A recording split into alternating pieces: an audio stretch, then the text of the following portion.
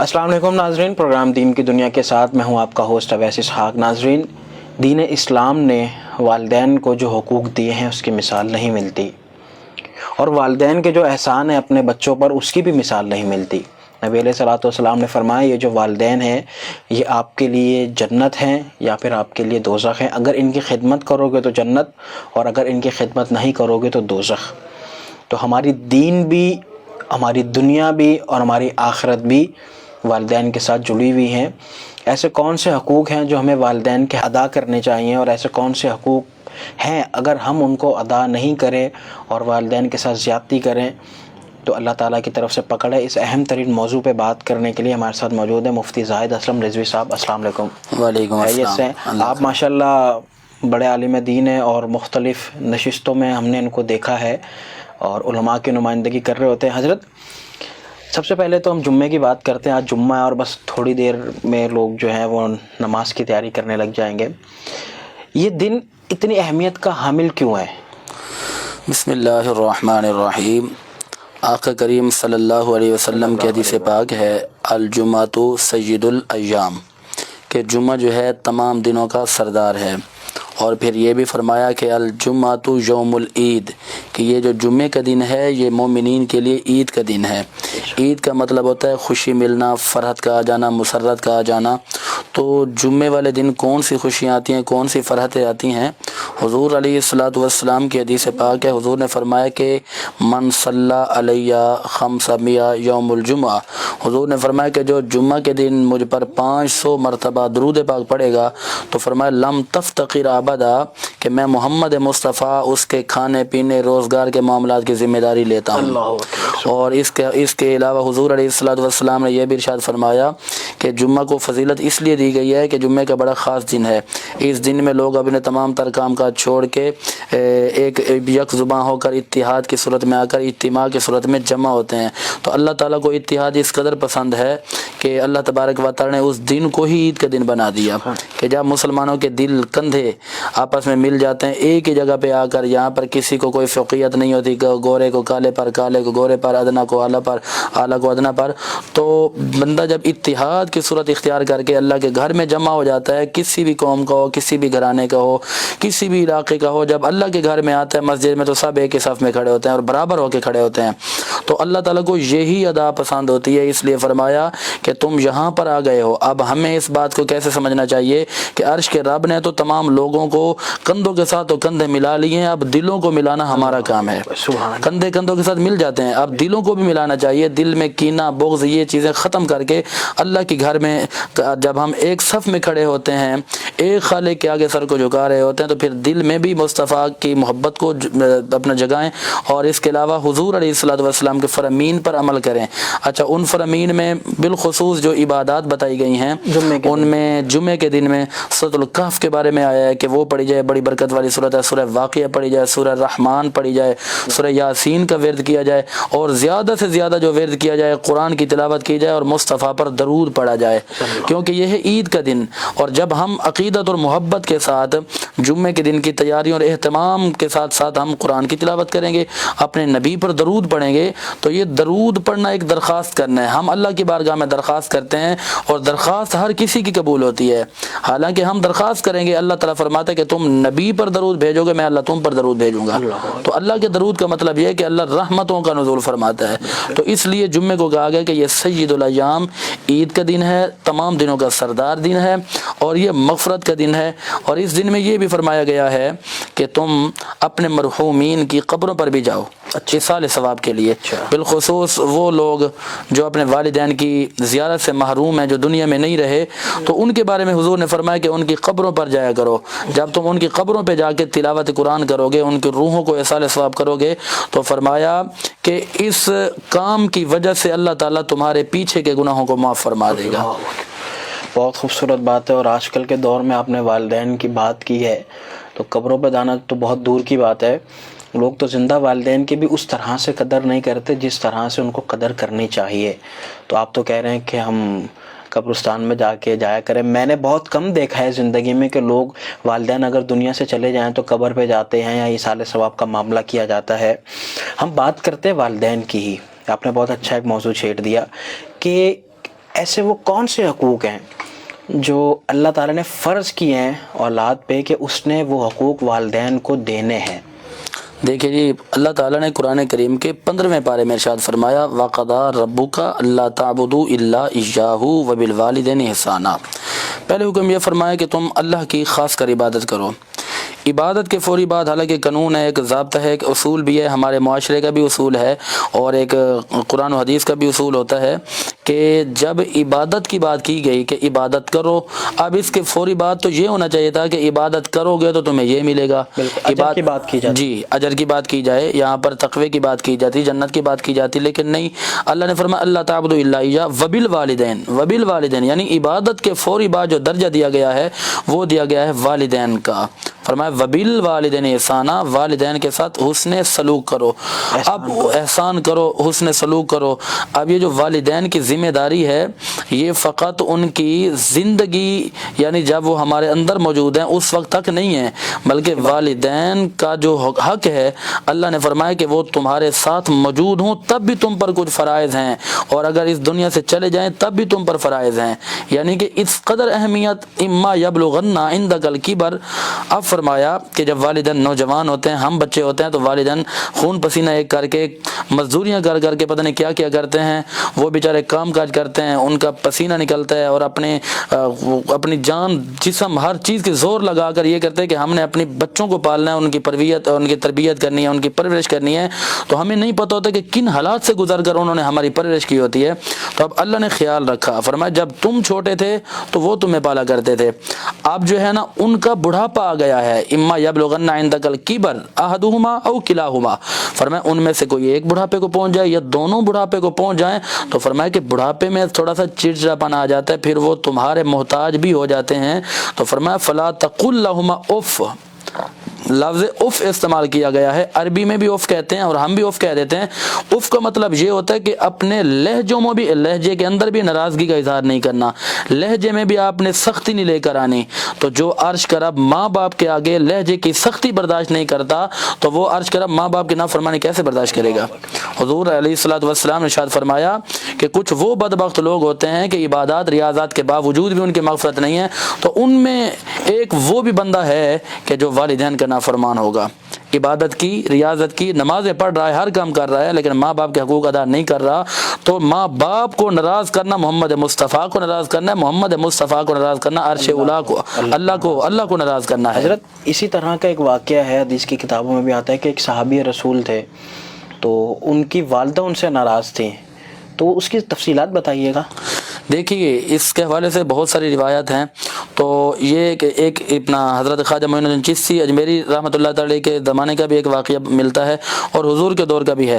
اچھا، اس صحابی رسول سے جب والدہ محترمہ ناراض تھیں تو وہ جو عبادات ریاضات میں در مصطفیٰ پہ آ گئے. حضور علیہ الصلوۃ والسلام نے ارشاد فرمایا کہ آپ کی والدہ کا اتنا مقام ہے کہ جب تک وہ معاف نہیں کریں گی عرش کا رب بھی معاف نہیں کرے گا.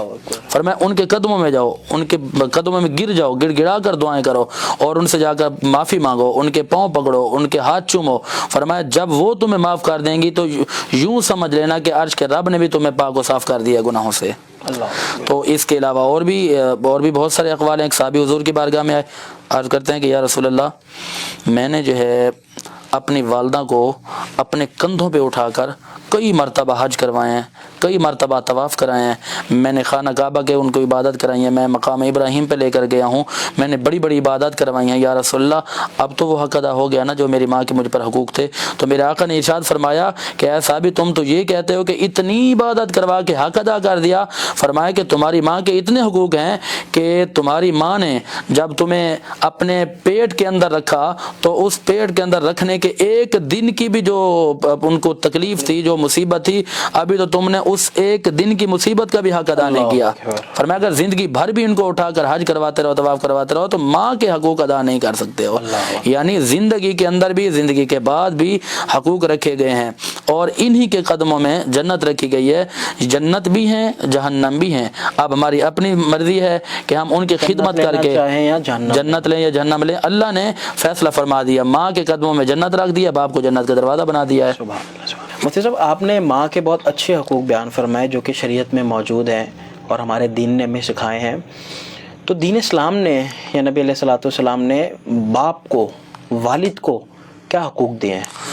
دیکھیے جی, والد کا حقوق بھی, والدین دونوں کے حقوق ہیں ہم پر, جو ہماری ذمہ داریاں بنتی ہیں, لیکن ماں کے زیادہ ہیں. جی ماں کے زیادہ ہیں, کیونکہ ایک صحابی رسول حضور کی بارگاہ میں عرض کرتے ہیں کہ آقا مجھ پر سب سے زیادہ حق کس کا ہے؟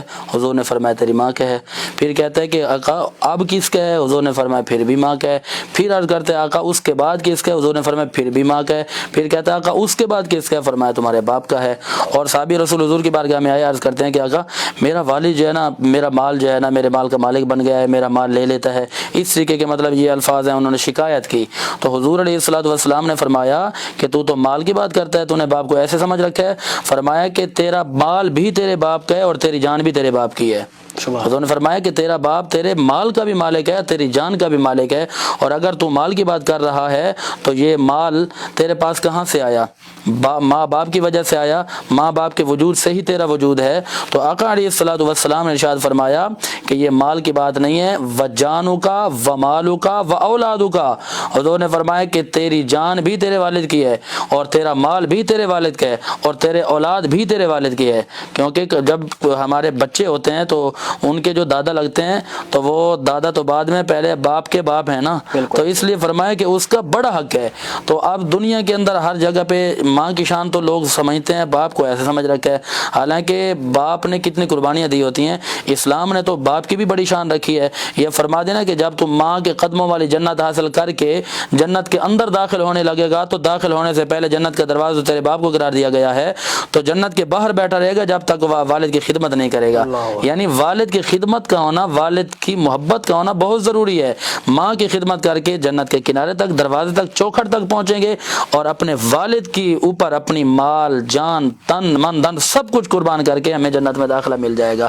اور جب ہم جنت میں جائیں گے تو ہماری وجہ سے اللہ ندا دی جائے گی کہ یہ فلاں بن فلاں ہے, اور بلایا جائے گا والدین کو. اور پھر وہی اولاد جو ہوگی جب وہ جنت میں جا رہی ہوگی تو اللہ تعالیٰ کی بارگاہ میں عرض کرے گی کہ مولا یہ ہمارے والدین ہیں, واخفض لہما جناح الذل من الرحمت وقل رب ارحمہما کما ربیانی صغیرا. کہ اللہ یہ ہمارے لیے نرمی کے بازو بچھایا کرتے تھے, محبت کے مطلب پرورش بھی کیا کرتے تھے. پھر قرآن میں تو یہ بھی حکم دیا گیا ہے کہ وقل رب ارحمہما, جب بھی تم دعائیں مانگو تو دعاؤں کے ساتھ ساتھ یہ بھی عرض کرو کہ وقل رب ارحمہما, اے اللہ میری ماں پر بھی رحم فرما, میرے باپ پر بھی رحم فرما. کیوں کہ ربیانی صغیرا, جب میں چھوٹا تھا میں بالکل مجبور تھا, میرے پاس طاقت بھی نہیں تھی, میں خود کھا بھی نہیں سکتا تھا, نوالا بھی نہیں اٹھا سکتا تھا, میں مجبوری کے عالم میں بچپن میں ہوتا تھا, تو میرے والدین نے مجھے پالا پوچھا, میرا بڑا کیا, مجھے کھانا کھلایا, مجھے پلایا, مجھے چلنا سکھایا, مجھے اٹھنا بیٹھنا, اعلیٰ تعلیم دی, اعلیٰ تربیت دی, یہ سب کچھ کیا.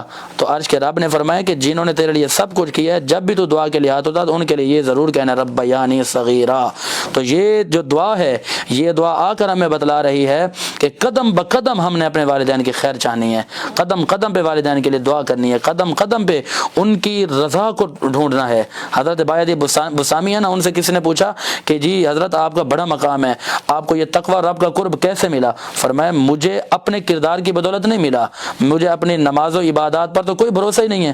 آپ نے فرمایا کہ اگر مجھے کچھ مقام ملا ہے تو عرش کے رب نے میری ماں کی خدمت کی بدولت دیا ہے. تو لوگوں نے پوچھا کہ وہ کیسے؟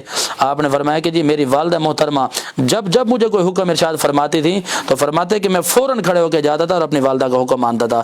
ایک دن کا واقعہ لکھا گیا کہ رات کا ٹائم ہے, آپ کی والدہ محترمہ نے پانی مانگ لیا, تو یہ پانی کی تلاش میں نکلے, قریب میں گئے, پھر دور جانا پڑ گیا, والدہ کی دوبارہ آنکھ لگ گئی. تو کافی دیر جستجو جدوجہد کرنے کے بعد جب پانی لایا نا, دیکھا کہ ماں کی آنکھ لگ چکی ہے. آپ باعث بسامی کھڑے ہو گئے کہ اگر ماں کو میں بیدار کرتا ہوں تو بے ادبی ہے, ماں کو اٹھاتا ہوں تو سکون میں خلل پیدا ہوگا, تو ماں کو اگر بیدار کروں گا تو میری ماں کی نیند خراب ہو جائے گی. کھڑے رہے, اور ماں جب پوری نیند کرنے کے بعد آنکھ کھولا, دیکھا تو بیٹا بیٹا جو ہے جو فرما بردار بیٹا سامنے پانی لے کے کھڑا ہوا ہے اور سردیوں کی رات ہے، تو ماں نے اللہ کی بارگاہ میں دعا کی کہ میرے مالک میرے مولا، یہ بایزید بستامی کی ماں عرض کر رہی ہوں مولا میں اس سے راضی ہو گئی ہوں، اب تو بھی راضی ہو جا۔ تو عرش کے رب نے ارشاد فرما دیا کہ جس کی ماں جس سے راضی ہو جاتی ہے تو پھر عرش کا رب فوراً اس سے راضی ہو جاتا ہے۔ تو یہ دیکھیے کہ کتنا مقام ہے والدین کا، کتنا مقام ہے، کتنی فرضیت ہے ہم پر، ان کے حقوق ہیں۔ اور ہم یہ سمجھتے ہیں کہ اب وہ بوڑھے ہو چکے ہیں، ہم جوان ہو چکے ہیں تو ان کے کوئی حقوق نہیں ہے، ایسا کچھ نہیں ہے، ان کے وہی حقوق ہے جس طرح انہوں نے، ہم مجبور تھے، ہمیں پالا، ہمیں بڑا کیا۔ تو کوئی اگر دنیا کی ایک مثال ہے، کوئی دنیا دار ہی ہم پر کوئی احسان کر دے تو ہم کوشش کرتے ہیں کہ الجزاء الاحسان الا الاحسان، کہ ہم احسان کا بدلہ احسان کی صورت میں دیں۔ والدین تو وہ اللہ کی نعمت ہے کہ والدین کی موجودگی بھی ہمارے لیے رحمت ہے، اور والدین کی دعائیں بھی ہمارے لیے رحمت ہے، والدین کی خدمت بھی ہمارے لیے رحمت ہے۔ ٹھیک ہے حضرت، آپ نے یہ والدین کے جو حقوق بیان فرمائے، پوچھنا یہ چاہ رہا ہوں کہ ایسے کون سے حقوق ہیں جب والدین اللہ نہ کرے اس دنیا سے فوت ہو جاتے ہیں، تو جب والدین فوت ہو جائیں پھر کون سے حقوق ہیں جو ہم نے ادا کرنے ہیں والدین کے؟ جی دیکھیے، ہر مرنے والے کے حقوق ہوتے ہیں، حقوق اربعۃ، 4 حقوق بیان کیے گئے، یہ مطلق بات ہے ہر مرنے والے کی۔ الاول یبدأ بتکفینہ و تجہیزہ، پہلا حکم تو یہ ہوتا ہے کہ ان کے اچھے طریقے سے کفن کا اور تکفین و تجہیز، اس کا مطلب یہ ہوتا ہے کہ کفن کا بندوبست کرنا، ان کی قبر کا بندوبست کرنا، ان کو آخری منزل کو خوبصورت کرنا، پھر اس کے بعد یہ ہے کہ اگر اس نے کسی کا قرضہ دینا تو وہ پورا کرنا، پھر اس کے بعد یہ ہے کہ کسی کے معاملات ہے تو وہ پورے کرنا، پھر وصیت ہو گئی، پھر ان کی آخرت کی منزل کو خوبصورت کرنا، یہ ایک عام بندے کے ہیں۔ لیکن جو والدین کے لیے رکھے گئے ہیں، فرمایا کہ جب والدین اس دنیا سے جاتے ہیں تو فرمایا کہ اچھا کفن کا بندوبست بھی کرنا تمہاری ذمہ داری ہے، ان کے اثار ثواب کے لیے کوئی بندوبست کرنا یہ بھی تمہاری ذمہ داری ہے، ان کے لیے صدقہ جاریہ والے کام کرنا بھی تمہاری ذمہ داری ہے۔ کہ ہمارے کرنے سے کیا ہوگا؟ ایک حضرت آئے نا حضور کی بارگاہ میں عرض کرتے ہیں کہ میری والدہ کا انتقال ہو گیا، کیا کروں؟ حضور نے فرمایا ان کے لیے جو ہے نا ان کے نام کا ایک کنواں کھدوا دو۔ تو انہوں نے کنواں کھدوایا نا، تو حضور علیہ الصلوۃ والسلام نے ارشاد فرمایا اب یہ کنواں جب تک چلتا رہے گا تجھے بھی ثواب ملتا رہے گا، تیری والدہ کو بھی ثواب ملتا رہے گا۔ اور اسی طرح حضور کے حدیث سے آگے کہ مرنے والا جب مر جاتا ہے والدین تو ان کے اذا مات الانسان انقطع عنہ عملہ، اس کے نام اعمال کی جو حساب کتاب جو بوری ہوتی ہے وہ تو بند کر دی جاتی ہے، الا من ثلاثہ، مگر 3 کام ایسے ہیں کہ جن کا ثواب ان کو مرنے کے بعد بھی ملتا رہتا ہے، قیامت تک ملتا رہے گا۔ نمبر 1 صدقہ جاریہ جو خود کر گیا، او علم ينتفع به، یا ایسا علم جس سے لوگوں کو فائدہ پہنچایا گیا، او ولد صالح يدعو له۔ تیسری بات جو بڑی خوبصورت بات ہے، فرمایا کہ مرنے والے کی خوبصورت اور نیک اولاد جب اپنے والدین کے جانے کے بعد ان کے اصال ثواب کے لیے کوئی نیکی کر کے دعا مانگے گی، فرمایا کہ دعا اولاد مانگے گی، اللہ تعالیٰ ان کی قبر پہ رحمت کا نزول فرما دے گا۔ تو حقوق ختم نہیں ہوتے، یہ والدین کے حقوق ہے، روزانہ کی بنا پر، ہفتے کی بنیاد پر، مہینے کی بنیاد پر ان کی قبر پہ جانا، ان کے نام کے اچھے کام کرنا، ان کے نام کو زندہ رکھنے کے لیے لوگوں سے، اپنے والدین کے دوستوں سے، رشتہ داروں سے اچھے طریقے سے پیش آنا، نیکیاں کرنا، نماز، صدقہ، یہ خیرات، زکوٰۃ کرنا، تاکہ لوگ دیکھے بولے یار واہ فلاں کا بیٹا ہے بہت اچھا ہے، یہ بھی اچھا ہے، اس کا والد بھی اچھا تھا۔ ایسا نہیں ہو کہ ان کے جانے کے بعد بندہ کرتوت ہی ایسے کرے کہ اس کو تو لوگ برا کہیں اور اسی کی وجہ سے والدین کو بھی لوگ برا کہیں۔ تو یہ ساری چیزیں ہیں کہ والدین کے جانے کے بعد جو ہمارے ذمے میں رہتی ہیں، قدم پھونک پھونک کے رکھنا چاہیے، سوچ سوچ کے بات کرنی چاہیے، کہیں ایسا نہ ہو کہ ہمارے رشتہ دار ہمارے والدین پر انگلی اٹھائیں کہ یہ فلاں باپ کا بیٹا ہے، اس کا باپ انتقال کر گیا، یہ تو بیکار آدمی ہے۔ ایسا نہیں، کردار ایسا ہونا چاہیے کہ کردار ہمارا ہو اور تعریف ہمارے والدین کی ہو، اس چیز کا حکم دیا گیا ہے۔ حضرت آپ نے حقوق کی بات کی، دنیا میں رہتے ہوئے حقوق کی بات کی، آخرت میں رہتے ہوئے حقوق کی بات کی، جب والدین اس دنیا سے فوت ہو جائیں تو ان کے حقوق کی بات کی۔ یہ تمام حقوق ایک بیٹا بیٹی اولاد پورے نہیں کر رہے تو اب شریعت کیا کہتی ہے؟ دیکھیے شریعت نے ان کے لیے بڑی سخت وعیدیں سنائی ہیں۔ شریعت یہ کہتی ہے کہ یہ اگر والدین کا نافرمان ہے تو ہمارے سال کے اندر رمضان کے اندر جو لیلۃ القدر آتی ہے، کتنی بڑی عظیم الشان رات ہے کہ قبیلہ بنی کلب کی بکریوں کے بالوں کے جتنے لوگوں کی مغفرت ہوتی ہے۔ تو مگر حضور نے فرمایا اگر چند لوگ ایسے ہیں جن کی مغفرت نہیں ہوتی، وہ ان میں یہ چند میں یہ بھی شامل ہے کہ جو والدین کی نافرمانی کرتے ہیں، والدین کے حق ادا نہیں کرتے، فرمایا کہ یہ کبھی بھی جنت میں نہیں جا سکتے جو والدین کی نافرمانی کرتے ہیں۔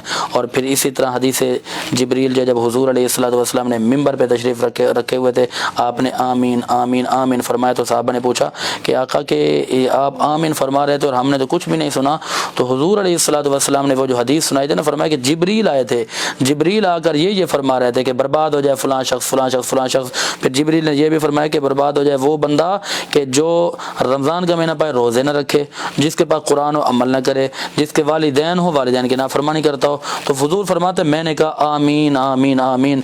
तो जिब्रील यानी कि दुआए ज़रा फरमा रहे हैं और मोहम्मद अरबी उनके लिए आमीन फरमा रहे हैं। तो फिर उसके लिए उसकी बदबख्ती का इससे बड़ा क्या मतलब वईद हो सकती है, क्या सज़ा हो सकती है कि हुजूर अलैहिस्सलातु वस्सलाम आमीन कहने वाले हों, जिब्रील दुआए ज़रा फरमाने वाले हों। और फिर इसके अलावा और भी बड़ी बड़ी रातें बड़े बड़े लम्हात आते हैं, तो उनमें बंदा ये समझता है कि जो बड़े से बड़ा मुजरिम भी बख्श दिया जाता है, लेकिन इनके लिए वाज़ेह इरशादात मौजूद हैं, हुजूर के खूबसूरत तरीन फरमीन मौजूद हैं। हुजूर ने फरमाया कि कोई शख्स वालिदैन की नाफरमानी करके ये समझता है कि मैं अल्लाह को मना लूँगा या मुस्तफ़ा को मना लूँगा, फरमाइए उसकी बहुत बड़ी गलत फहमी है, नहीं मना सकता, अल्लाह ताला को राज़ी कर ही नहीं सकता। एक हमें वाक़े भी मिलता है, हम अपने मुआशरे के लिहाज से ताकि अवाम को भी समझ आ जाए। ख्वाजा साहब के वाक़े है कि जब आप गए, आप फरमाते हैं कि मैं कई साल गया, 7वीं मरतबा गया हज बैतुल्लाह करने, तो मैं जब भी तवाफ़ काबा करने जाता था, एक गुनाहगार को उसना बिखरे हुए बाल हैं और लिबास फटा पुराना है और हालात कैफियत तब्दील है, वो करीब जाते अंदर से आवाज़ आती है हट जा दूर हट जा हट जा दूर हट जा। फरमाते हैं कि मैं जब 7वें साल में देखा तो मुझसे रहान आ गया, मैंने उसको पकड़ ही लिया। मैंने कहा कि यार आखिर वजह क्या है, यहाँ आकर तो बड़े बड़े मुजरिम भी मग़फ़िरत पा लेते हैं, तुमने कैसा कौन सा ऐसा जुर्म किया है? तो उसने कहा कि मुझसे जुर्म ये हुआ है कि मेरी माँ मुझसे नाराज़ है। आपने फरमाया कि बदबख्त तो तू फिर माँ नाराज़ है, तू यहाँ क्या करने आया, पहले माँ को राज़ी कर फिर रब को मनाने आना। तो कहते हैं कि फिर मैं उसको ले गया, उसने कहा कि माँ मानती नहीं है। जब दरवाजे पे खुद लेकर गए अंदर गया तो माँ ने कहा कि ए ज़ालिम तू हट जा, तू तो वही है ना कि जो अपनी बीवी के कहने पर तू मुझे मारता था, तो मुझ पर जुल्म करता था, मुझे घर से निकाला तूने, मुझे तूने तनूर में डाला, मुझे तूने जलाया, अभी तो पहले वाले ज़ख्म भी मेरे भरे नहीं है, फिर दोबारा से तू मेरे सामने आ गया मारने के लिए। तो वो बेटा कहता है कि अम्मा मैं माफ़ी मांगने आया हूँ। कहा कि नहीं। तो फिर ख्वाजा साहब ने फरमाया कि अगर आप इसको माफ़ नहीं करती तो फिर ये पक्का जहन्नमी है, क्योंकि 7 सालों से मदीने भी जा रहा है, बैतुल्लाह का तवाफ़ करने भी जा रहा है, लेकिन मुसलसल यही सदाएं आ रही हैं कि जला जा, हमें तेरी इबादत की भी ज़रूरत नहीं है, तेरे तवाफ़ की भी ज़रूरत नहीं है, तेरे हज की भी ज़रूरत नहीं है। अब माँ को जब आपने यह फरमाया कि अगर आप माफ़ नहीं करती तो ये जहन्नम के गड्ढे में जलेगा, तो जब ये जाने लगा ना तो माँ से रहाना गया, माँ की ममता तड़पी और माँ ने कहा कि मेरे बेटे को कोई जलाए ना, मैंने इसको दिल से माफ़ किया। अच्छा जब दिल से माफ़ किया तो ख्वाजा साहब ने फरमाया कि अब जाओ रब की बारगाह में सर को झुकाओ। जाने लगे तो पैगाम ये आया, सदा आई कि अब इसको हज करने के लिए मदीने जाने की ज़रूरत नहीं है, मोहब्बत की निगाह से अपनी माँ का चेहरा देख ले, मैं अल्लाह उसको हज का सवाब अता फरमा दूंगा। क्या खूबसूरत बात है। बहुत बहुत शुक्रिया मुफ्ती साहब, आप हमारे प्रोग्राम में तशरीफ़ लाए, अल्लाह आपको जज़ाए खैर अता फरमाए। नाज़रीन, प्रोग्राम के इख्तिताम से पहले नाते रसूल मकबूल सल्लल्लाहु अलैहि वसल्लम के चंद अशार पेश कर रहा हूँ। दुरूद शरीफ पढ़ें। अल्लाहुम्मा सल्ली अला अमल की अपने एहसास क्या है, बजुज़ नदामत के पास क्या है।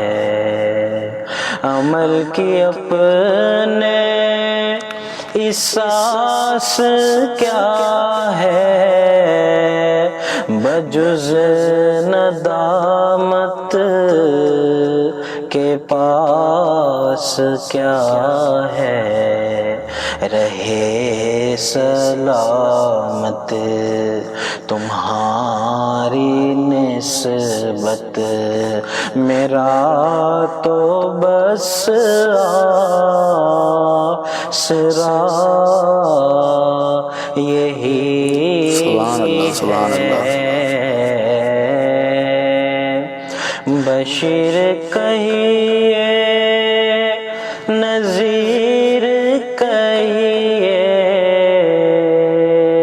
उन्हें सिराजे मुनीर कहिए। बशीर कहिए नज़ीर कहिए, उन्हें सिराजे मुनीर कहिए। جو سر بسر ہے کلام ربی، وہ میرے آقا کی سبحان اللہ سبحان اللہ۔ زندگی ہے۔ اسی کے ساتھ ناظرین اپنے میزبان اویس اسحاق کو دیجیے اجازت، انشاءاللہ آپ سے ملاقات ہوتی ہے اگلے ہفتے۔ اللہ حافظ۔